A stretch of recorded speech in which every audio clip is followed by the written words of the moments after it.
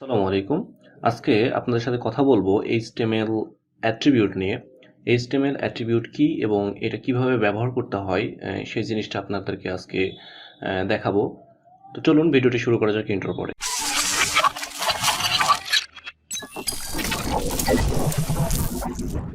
Alright, আপনারা দেখতে পাচ্ছেন আমি ভিজুয়াল স্টুডিও কোডে একটি ফাইল ওপেন করে রেখেছি index.html নামে। সে ফাইলে আমরা বেসিক যে স্ট্রাকচার আছে HTML5 এর সেই স্ট্রাকচারটা আমরা ওপেন করে রেখেছি, মানে তৈরি করেছি।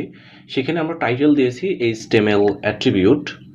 তো এইখানে এখন যদি আমরা একটা ট্যাগ নিই, সেটা হচ্ছে যে h1 ট্যাগ আমরা নিই। নেওয়ার পরে এইখানে যদি লিখি যে হোয়াট ইজ HTML অ্যাট্রিবিউট, এইটা যদি লিখি, লেখার পরে আমরা যদি এরকমটা করি যে লাইভ সার্ভারে ওপেন করলাম, লাইভ সার্ভারে ওপেন করার পরে আমরা যদি একটু স্ক্রিনে যদি যাই তাহলে আমরা দেখতে পাবো যে হোয়াট ইজ HTML অ্যাট্রিবিউট এইটা দেখাচ্ছে। তাহলে এইখানে তো আমরা দেখতে পাচ্ছি সাধারণত যখন আমরা ইউজ করি যে হেডার ট্যাগ, তখন একটা শিরোনাম দেয়, মানে শিরোনাম আকারে একটা লেখা আসে, যেই লেখাটা আমরা যেই এলিমেন্টগুলো আমরা ওখানে দিই সেই জিনিসগুলো এখানে শো করে ব্রাউজারে।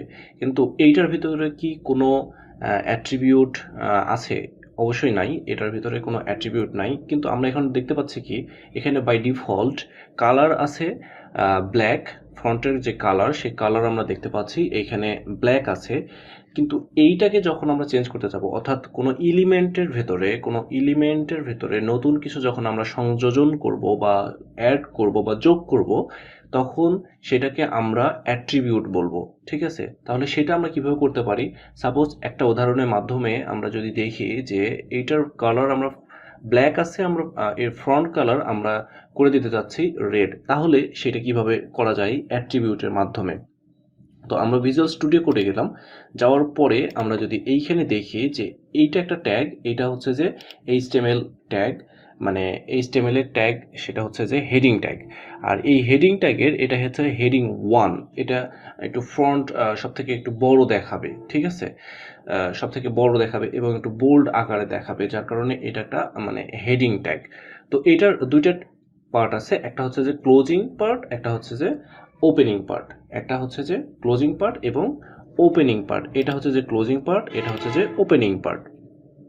এটার ভিতরে যে এলিমেন্টগুলো আছে, হোয়াট ইজ HTML অ্যাট্রিবিউট দিয়ে কোশ্চেন মার্ক দেওয়া আছে, এটা একটা এলিমেন্ট। তো এই এলিমেন্টের ভিতরে আমরা কিছু চেঞ্জ আনতে যাচ্ছি, সেটা হচ্ছে যে কালারকে চেঞ্জ করতে যাচ্ছি। তো সেই ক্ষেত্রে আমাদের যেটা করতে হবে সেটা হচ্ছে যে এইখানে আমরা যেটা লিখব যে স্টাইল দিলাম। স্টাইল দেওয়ার পরে আমরা যে কাজগুলো করব সেটা হচ্ছে যে কালার চেঞ্জ করব, সেহেতু কালার আমরা লিখলাম। কালার দেওয়ার পরে এইটার হচ্ছে যে যে মানটা আছে কালারে, সেই মানটা আমরা দিয়ে দিলাম রেড। ঠিক আছে?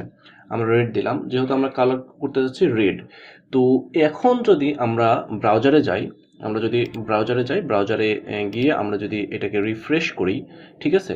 রিফ্রেশ করলে আমরা দেখতে পাবো কি যে হোয়াট ইজ HTML অ্যাট্রিবিউট, এইটা পুরাটা কি হয়েছে, ব্ল্যাক থেকে রেড হয়ে গেছে। তো ব্ল্যাক থেকে রেড হওয়ার কারণটা কি? সেটা হচ্ছে যে কারণটা এরকম যে আমরা এখানে একটা অ্যাট্রিবিউট ইউজ করেছি। সেই অ্যাট্রিবিউটটা হচ্ছে যে এই পুরাটা একটা অ্যাট্রিবিউট, স্টাইল থেকে শুরু করে কোটেশন পর্যন্ত একটা অ্যাট্রিবিউট। তো অ্যাট্রিবিউট লেখার নিয়ম হচ্ছে যে প্রথমে অ্যাট্রিবিউট নেম থাকবে, তারপরে ইকুয়াল থাকবে, তারপরে কোটেশন থাকবে। ঠিক আছে? সেটা হতে পারে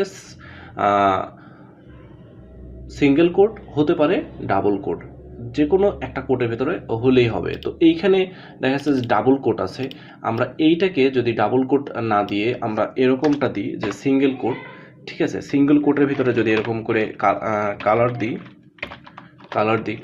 রেড, তারপরে কিন্তু সেটা কাজ করবে। তো আপনারা হয়তো বলতে পারেন যে এখানে রেড ছিল আগে থেকে, মানে ওইটা তো রেডি থাকবে। তো আমি এখানে যদি এরকম করে দিই যে ব্লু করে দিলাম। ঠিক আছে? ব্লু করে দেওয়ার পরে এখন যদি আমরা ব্রাউজারে যাই, আমরা যদি দেখি যে একটু ব্রাউজারে গিয়ে, তাহলে আমরা দেখতে পাবো যে এখানে ব্লু হয়ে গেছে, অর্থাৎ চেঞ্জ হয়ে গেছে, কালারটা চেঞ্জ হয়ে গেছে। তো আমরা যেটা জানলাম এখান থেকে যে একটা এলিমেন্টের ভিতরে কোনো কিছু নতুন যখন আমরা মানে সংযোজন করব বা অ্যাড করব বা যোগ করব, তখন সেটাকে আমরা অ্যাট্রিবিউট বলতেছি। আর যে কাজটা হবে সেটা হচ্ছে যে অ্যাট্রিবিউট লেখার নিয়ম, অ্যাট্রিবিউট নেম থাকতে হবে, তারপরে ইকুয়াল সাইন থাকতে হবে, তারপরে সেকেন্ড মানে সিঙ্গেল কোড অথবা ডাবল কোড থাকতে হবে। তার ভিতরে আমরা অ্যাট্রিবিউটের ভ্যালু যেটা আছে, এই যে কালার আর এই যে ব্লু, এটা একটা ভ্যালু। তো এই যে ভ্যালু, সেই ভ্যালুটা আমরা কিন্তু দিয়ে দিলাম, তাহলে আমাদের অ্যাট্রিবিউট লেখাটা হয়ে যাবে।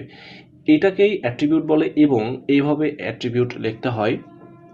তো আশা করি বুঝতে পেরেছেন আসলে অ্যাট্রিবিউট কি।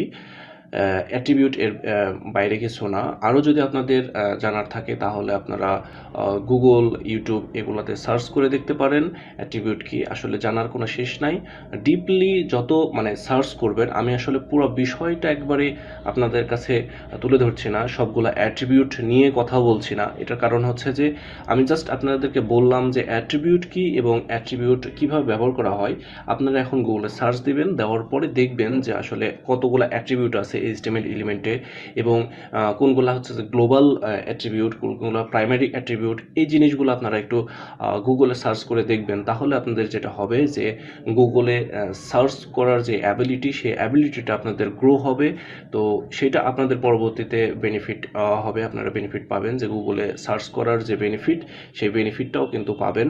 আসলে গুগলে সার্চ করাও একটা কাজ, আপনারা এটাকেও একটা কাজ মনে করবেন, এটা কোনো কাজের বাইরে না।